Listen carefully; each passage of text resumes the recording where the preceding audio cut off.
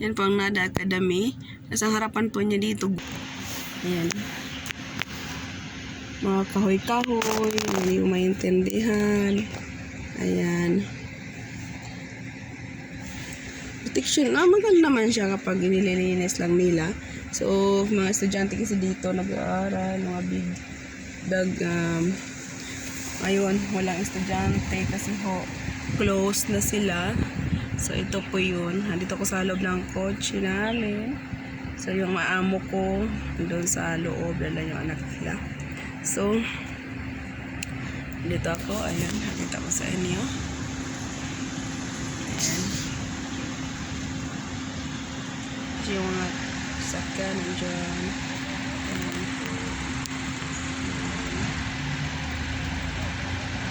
Sa inyo.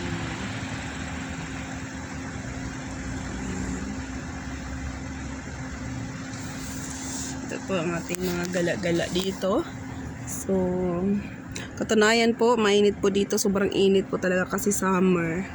So, ayan. Sobrang summer.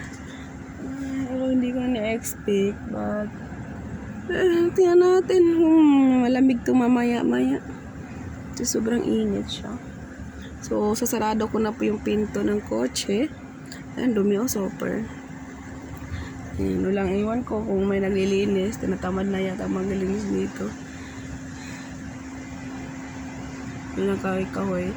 Sa atin to sa probinsya, nililinis natin puno ng puno ay ilalim ng puno para dito tayo magtatambay, di ba?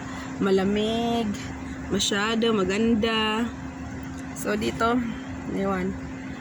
Babayaan lang nila. Ayan.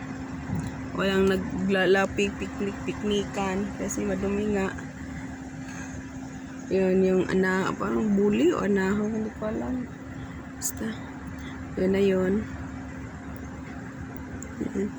Pero sa atin sa probinsya nito, naalagaan natin kasi gusto natin magpiknikan tayo sa ilalim ng sa ilalim ng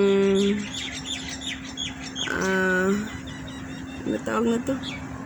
Puno. Okay. Maganda, sariwang hangin kahit mainit, di ba? Protection sa init.